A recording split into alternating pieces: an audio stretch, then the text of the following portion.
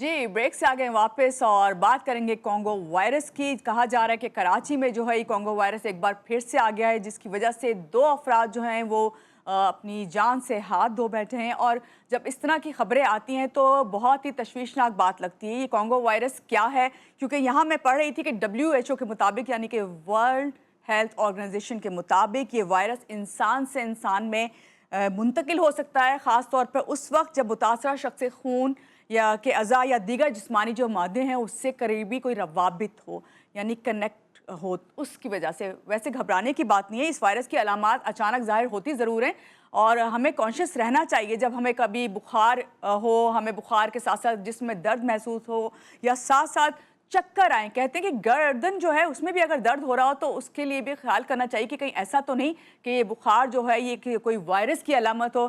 तो इसी पर हम बात करेंगे। हमारे से जो गेस्ट है मैं चाहूँगी उनसे आपका तारुफ करवाऊँ। हमारे साथ इस वक्त मौजूद हैं प्रोफेसर डॉक्टर सईद खान साहब फ्रॉम डॉ यूनिवर्सिटी। अस्सलाम वालेकुम प्रोफेसर साहब, कैसे हैं आप? सुबह खैर। वालेकुम सलाम, मैं बिल्कुल खैरियत से हूँ, आप ठीक हैं? जी, बिल्कुल ठीक हूँ। और जब इस तरह की खबरें आती हैं डॉक्टर साहब, जिससे पता चले कोई ऐसा वायरस जो है वो आपके शहर में आ गया है, तो बहुत परेशानी जो है सब उसका शिकार होते हैं। क्या कहेंगे इस हवाले से कि जो जिस तरह मैंने बताया कि वायरस इसकी जो अलामात हैं, क्या ये डेंगू से मिलती-जुलती हैं? क्योंकि हमने पहले फेस किया इस तरह के मच्छर के काटने से डेंगू हो जाता है, तो यही अलामात होती हैं उसमें भी। तो क्या कहेंगे कोंगो वायरस के हवाले से? जी, बहुत-बहुत शुक्रिया आपने प्रोग्राम में इनवाइट करने के लिए। ये एक बहुत अहम मौज़ू है और हम ईद से पहले भी इस पे बात कर चुके थे कि ख़ुसूसन जब जानवरों के साथ डील करना हो या जो कुर्बानी के लिए लोग जानवर खरीदते हैं या जो लोग पालते हैं उनको मोहतात रहना चाहिए क्योंकि कॉन्गो एक वायरल इन्फेक्शन है जो कि जानवरों में मौजूद टिक्स या चिचड़ियों के ज़रिए फैलता है। जी। ये जो छोटी-छोटी टिक्स होती हैं जानवरों में, ये वायरस उनमें पाया जाता है या तो ये वायरस डायरेक्टली जानवरों में मुंतकिल हो जाता है और फिर जब इंसान उस जानवर के साथ करीब रहता है हुँ। और या उसको ज़बह करता है तो उसके आलूदा खून से ये इंसानों में ये वायरस मुंतकिल हो जाता है। जी। या ये टिक्स डायरेक्टली इंसान को काट भी सकते हैं, जिस तरह मच्छर आपने कहा था मच्छर काटते हैं तो ये इंसान को डायरेक्ट भी काट सकते हैं। तो उसके ज़रिए भी ये वायरस मुंतकिल हो सकता है। या एक तीसरा तरीका ये है कि अगर कोई शख़्स बीमार हो, वो अस्पताल में हो या कोई उसकी तीमारदारी क्लोज़ कॉन्टैक्ट कर रहा हो हुँ। और उसको पता ना हो या पता हो के भी जाने-अनजाने में उसका आलूदा खून या कंटामिनेटेड ब्लड जो है समहाउ या बॉडी फ्लूइड्स दूसरे इंसान में मुंतकिल हो जाए, तो इन 3 तरीकों से ये वायरस मुंतकिल हो सकता है। जी। तो घबराने की बात नहीं है, लेकिन एहतियात बहुत ज़्यादा ज़रूरी है क्योंकि अभी ईद गुज़र चुकी है और इसका जो इंक्यूबेशन पीरियड है, हुँ। वो तकरीबन 7 से 21 दिन पे मुश्तमिल होता है। ओके। तो काफ़ी सारे केसेज़ जो ईद के वक़्त ये केसेज़ हो चुके हैं, वो सामने अभी आ रहे हैं।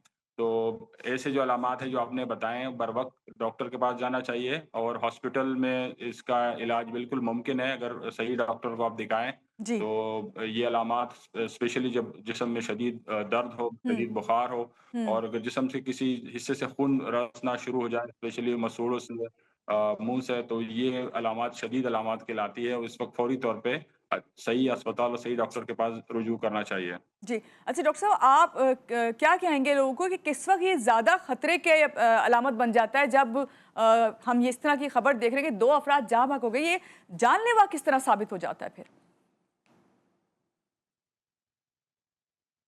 जानलेवा तब साबित होता है जब हम घर पे इसको आम बुखार समझ के खुद इलाज शुरू कर देते हैं या हुँ। गली मोहल्ले के डॉक्टर के पास जाते हैं और वो इसको कोई आम बीमारी समझ के कोई एंटीबायोटिक देना शुरू करते हैं या सेल्फ मेडिकेशन से हम काम लेते हैं। हुँ। तो यूजुअली हम हॉस्पिटल तब जाते हैं जब बहुत देर हो चुकी होती है। तो सेल्फ मेडिकेशन को अवॉइड करना चाहिए और खुद इस तरह की तब-आज़माई नहीं करनी चाहिए, स्पेशली जब आपको पता हो कि अभी ईद गुज़र चुकी है और इसमें हिस्ट्री बहुत इम्पोर्टेंट है। मतलब हुँ। ये अलामात तो काफ़ी मिलते-जुलते हो सकते हैं, लेकिन क्योंकि अभी ईद गुज़र चुकी है और जो एक्सपोज़र है एनिमल से, इसको ज़ूनोटिक इन्फेक्शन कहते हैं। आज भी हम एक वर्कशॉप कर रहे हैं, वो ज़ूनोटिक टॉपिक पे है, तो ये आगाही बहुत ज़रूरी है कि इस तरह के अलामात अगर सामने आएँ, तो बरवक़्त जी। मुस्तरद डॉक्टर के पास रुजू करना चाहिए, बजाए कि खुद इलाज करना शुरू कर दें और तब बहुत देर हो चुकी है।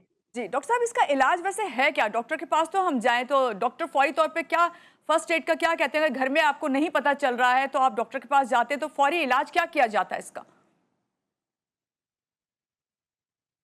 बहुत सी बीमारियाँ ऐसी हैं, खुसूसन वायरल जो इन्फेक्शन है, वो डायरेक्ट वायरस को मारना जो है, वो फ़ौरी इलाज नहीं होता, बल्कि उसकी जो अलामात है, उसको हम कहते हैं सिम्प्टोमेटिक ट्रीटमेंट या सिम्प्टोमेटिक मैनेजमेंट। तो हुँ, इसमें खून का जो रिसाव है, ये जानलेवा साबित होता है। तो अगर बरवक़्त डॉक्टर के पास पहुँचा जाए और इस तरह की जो अलामात शुरू होते हैं, तो उसमें ब्लड ट्रांसफ्यूज़न का इंतज़ाम हो सकता है, उसको लाइफ़ सपोर्ट दी जा सकती है और उसकी जान बचाई जा सकती है। तो बरवक़्त हॉस्पिटल पहुँचना ज़रूरी है।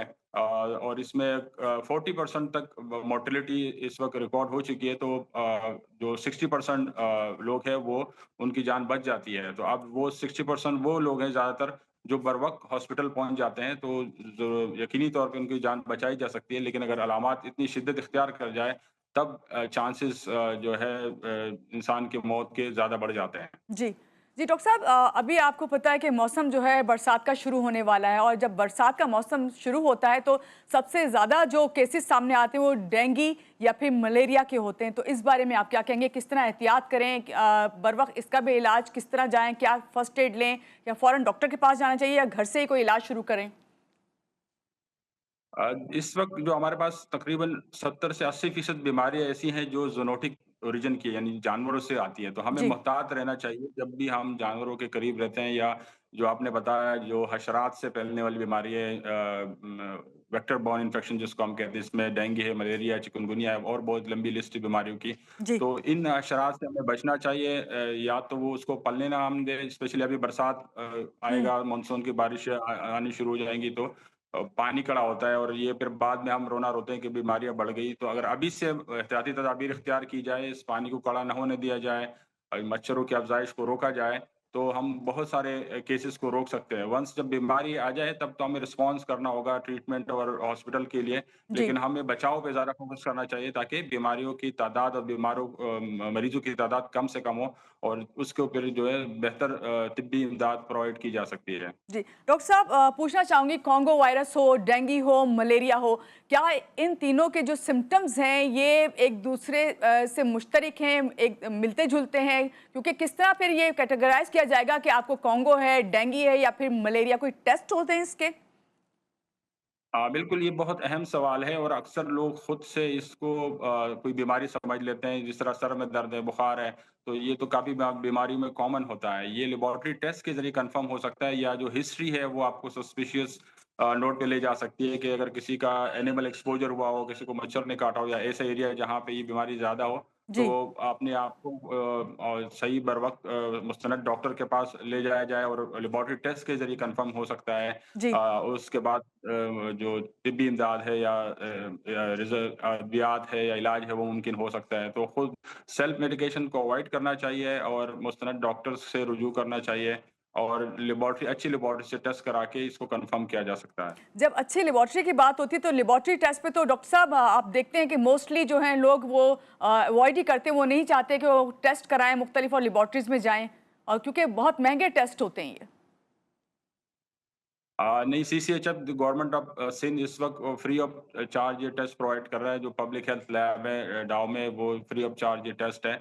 लेकिन ये रिकमेंड या हर कोई जो है ना ऐसी जगह पे जाए जहाँ पे प्राइवेट कुछ लैब्स में भी इसका टेस्ट अवेलेबल है, हर जगह ये टेस्ट नहीं हो पा रहा है। मतलब ये काफ़ी सेंसिटिव टेस्ट है, क्योंकि जिसमें टेस्ट करने वाले की भी जान जा सकती है। ये खतरनाक जो सैंपल डील करने के लिए जिसको हम कहें बायो सेफ्टी, बायो सिक्योरिटी, आज हमारा अगेन मैं बताऊँ कि हमारे ट्रेनिंग का एक टॉपिक है।